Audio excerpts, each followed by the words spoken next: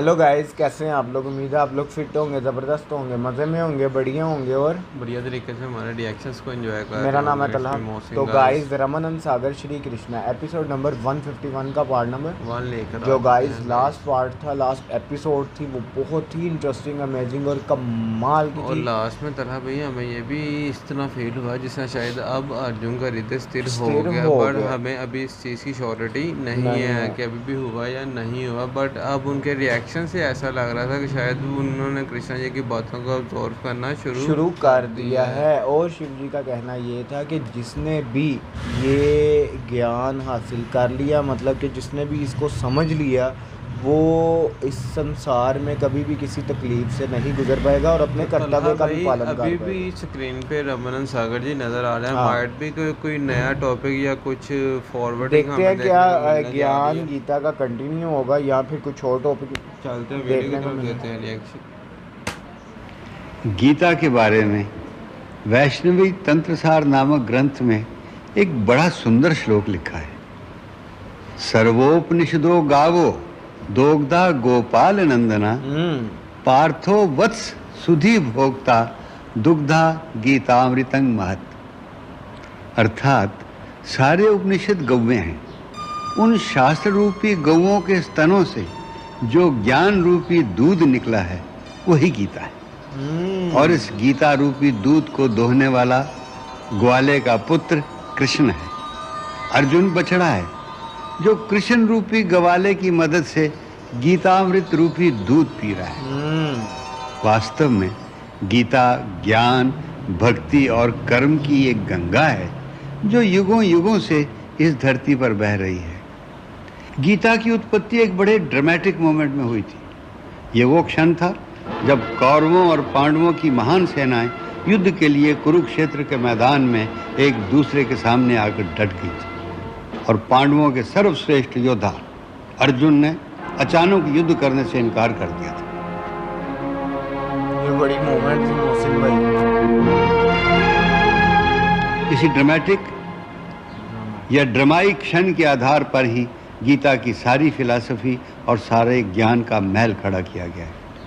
ये ज्ञान, ये फिलॉसफी केवल अर्जुन के लिए नहीं बल्कि हम सब के लिए, सारी मानव जाति के लिए है, क्योंकि अर्जुन की तरह हर व्यक्ति के जीवन में ऐसे क्षण आते हैं जब उसके लिए ये फैसला करना मुश्किल हो जाता है कि उस समय उसका धर्म क्या है, उसका कर्तव्य क्या है।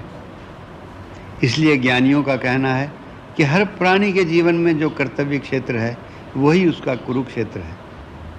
हम सबको अपने अपने कुरुक्षेत्र में खड़े होकर कदम कदम पर अर्जुन की तरह अपने कर्तव्य, अपने धर्म का फैसला करना पड़ता है।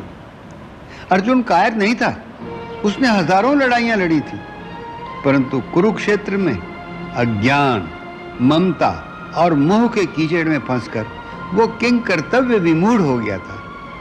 संत ज्ञानेश्वर ने अपनी ज्ञानेश्वरी में अर्जुन की अवस्था का वर्णन करते हुए लिखा है कि जैसे एक राजहंस कीचड़ में फंसकर बाहर नहीं निकल सकता, वही अवस्था उस वक्त अर्जुन की थी। वास्तव में अर्जुन हर उस जीवात्मा का प्रतीक है जो जिज्ञासु है, जो जीवन की राह पे चलता हुआ अपनी मंजिल का रास्ता ढूंढ रहा है। इसलिए हमने उसके द्वारा वो सारे प्रश्न कराए हैं जो गीता को पढ़ते हुए एक साधारण व्यक्ति के मन में उठते हैं। भगवान श्री कृष्ण जो जीवन दर्शन, जो फिलॉसफी ऑफ लाइफ अर्जुन को बता रहे हैं, उसका समर्थन भगवान शिव के द्वारा भी कराया गया है। भगवान शिव स्वयं भगवान श्री कृष्ण का ही दूसरा रूप है।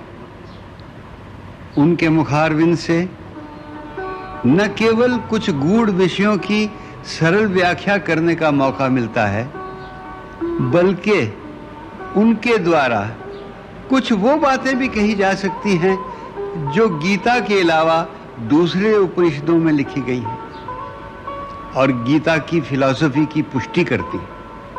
इसी प्रकार धृतराष्ट्र महाभारत युद्ध का मुख्य खलनायक है। वास्तव में इस महायुद्ध का विलन वही है, क्योंकि वो राजा था। वो यदि चाहता तो युद्ध कभी ना होता। भीष्म द्रोणाचार्य केवल राज सिंहासन की आज्ञा मानते, दुर्योधन की आज्ञा कभी नहीं मानते। परंतु धृतराष्ट्र की बुद्धि पर पुत्र मोह और राजलोभ का ऐसा मोटा पर्दा पड़ गया था कि वो अधर्म को धर्म और असत्य को सत्य मानने लगा। बिल्कुल। वो संसार के उन प्राणियों का प्रतीक है जो दुष्ट वृत्ति वाले होते हैं। धृतराष्ट्र का चरित्र ये साबित करता है कि जब मोह, लोभ और ईर्ष्या का पर्दा किसी मनुष्य की बुद्धि पे पड़ जाता है तो वो अच्छी बातों और अच्छे कर्मों को बुरी साबित करने की कोशिश करता है। उसका स्वार्थ उसे धृतराष्ट्र की तरह अंधा बना देता है। तब उसे धर्म का उपदेश अच्छा नहीं लगता, यहाँ तक कि वो ऐसा उपदेश देने वाले को बुरा भला भी कहने से नहीं चूकता, भले ही उसे ये पता हो कि उपदेश देने वाला स्वयं भगवान है। बंदी बना रहा है। हाँ, यही था, यहाँ बुद्धि भ्रष्ट हो जाती है। भगवान श्री कृष्ण ने जब वो शांति दूत बनकर आए थे समझाया था कि युद्ध को तुम रोक सकते हो। बताइए महाराज, बताइए, क्या आप पांडवों को उनके अधिकार से वंचित रखना चाहते हैं? बोलिए महाराज, बोलिए। बोलिए महाराज धृतराष्ट्र, यह समय मौन रहने का नहीं है। दुर्योधन का पांडवों के प्रति यह द्वेष, यह हठीला स्वभाव स्वयं अपने विनाश के द्वार को खटखटा रहा है, युद्ध का न्योता दे रहा है। और यदि ये युद्ध हुआ तो इसमें केवल दुर्योधन का ही नहीं, संपूर्ण कौरवों का विनाश होगा। यहाँ तक और इस विनाश का उत्तरदायित्व आप पे होगा, आप पर होगा महाराज, आप पर। उसके अपने पिता महर्षि व्यास अंत समय में उसे समझाने आए। बिल्कुल वेद व्यास। पांडवों का राज लौटा दो, मुझे क्षमा कीजिए। मैं तुम्हें शायद क्षमा कर भी दूं धृतराष्ट्र, परंतु कुरुक्षेत्र में जो कुछ घटने वाला है उसके लिए इतिहास तुम्हें युगों युगों तक क्षमा नहीं करेगा धृतराष्ट्र। परंतु उसने उनकी भी नहीं सुनी, अपने पुत्र की बात। ऐसी ही प्रवृत्ति वाले लोग जिन्हें दूसरों के सुख से जलन होती है, यही वो लोग होते हैं जो अपने साथ साथ इस संसार को भी ईर्ष्या, अन्याय और अधर्म की आग में जलाकर राख कर देते हैं, जैसे धृतराष्ट्र ने किया। संजय धृतराष्ट्र की इनर कॉन्शियस का सिंबल है, उसके ज़मीर अर्थात उसकी अंतरात्मा का प्रतीक है। हर मनुष्य का ज़मीर या उसकी अंतरात्मा संजय की तरह सत्य को देख सकती है और प्राणी को सत्य समझाने की कोशिश करती रहती है। कुछ लोग अपने अंतर की आवाज को सुनते हैं, परंतु धृतराष्ट्र जैसे स्वार्थी और दुष्ट बुद्धि अपने अंतर की उस आवाज को भी दबाने की कोशिश करते हैं। लेकिन प्राणी की अंतरात्मा की आवाज संजय की तरह चुप नहीं रहती। यह आप कैसी अनुचित बातें कर रहे हैं? एक क्षत्रिय महाराज को ऐसी अधर्म और अन्याय की बातें शोभा नहीं देती। आपकी बातें युद्ध के नियमों के विरुद्ध है महाराज। एक निशस्त्र योद्धा और उसकी सेना पर वार नहीं किया जाता। इस समय हम गीता के दूसरे अध्याय के मध्य में हैं। वास्तव में दूसरा अध्याय ही गीता का सबसे महत्वपूर्ण अध्याय है, जिसमें सारी फिलॉसफी, सारा दर्शन भर दिया गया है। ज्ञानी जनों का कहना है कि गीता का दूसरा अध्याय सारी गीता के 18 अध्यायों का प्राण है और उस दूसरे अध्याय के आखिरी 18 श्लोक उसकी आत्मा है, जहाँ स्थित प्रज्ञ के गुणों और शक्तियों का वर्णन किया गया है। उन 18 श्लोकों और उनमें वर्णित स्थित प्रज्ञ के बारे में हम आपको अगले भाग में बताएंगे। अब अगला भाग। जय श्री कृष्ण। हे केशव, एक तरफ तुम सन्यास की बात करते हो, सन्यासी की भांति सब नाते रिश्तों के बंधन को तोड़ने को कह रहे हो, और दूसरी ओर मुझे कर्म करने को कह रहे हो। ये दोनों बातें विरोधी हैं।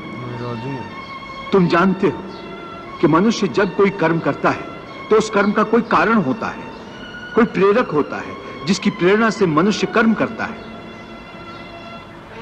कोई भावना तो होती है जिस भावना की पूर्ति के लिए मनुष्य अच्छा बुरा कोई भी कर्म करता है। अर्थात कर्म की जड़ में एक भावना होती है और भावना की जड़ में कोई ना कोई रिश्ता होता है, क्योंकि किसी संबंध किसी रिश्ते के बगैर तो भावना पैदा नहीं हो सकती। अर्जुन, तुम ठीक कह रहे हो। संबंधों और रिश्तों से ही भावनाओं का स्रोत फूटता है, परंतु भावनाओं की ये नदी जल्दी सूख जाती है, बिल्कुल ऐसे जैसे आग में पानी की बूंद तुरंत ही लुप्त हो जाती है। मरने वाले की चिता के ठंडे होने से पहले ही रिश्तेदारों की आंखों के आंसू भी सूख जाते हैं। कोई 2 घड़ी आंसू बहाता है, कोई 2 दिन। बहुत रोती है तो मां, वो भी चंद दिनों में फिर संसार की माया में फंसकर अपने दूसरे कर्म में लग जाती है।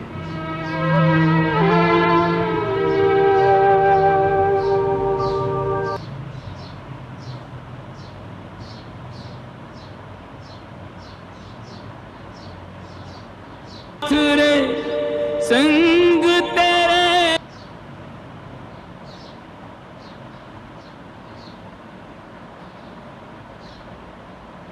पिछले जन्म का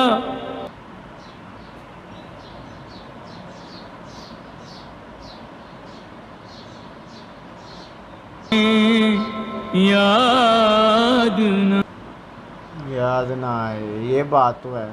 और यही ज्ञान भी दिया कृष्णा जी ने अर्जुन को। तो क्या था तुम पिछले जन्म में, क्या तुम्हें याद है?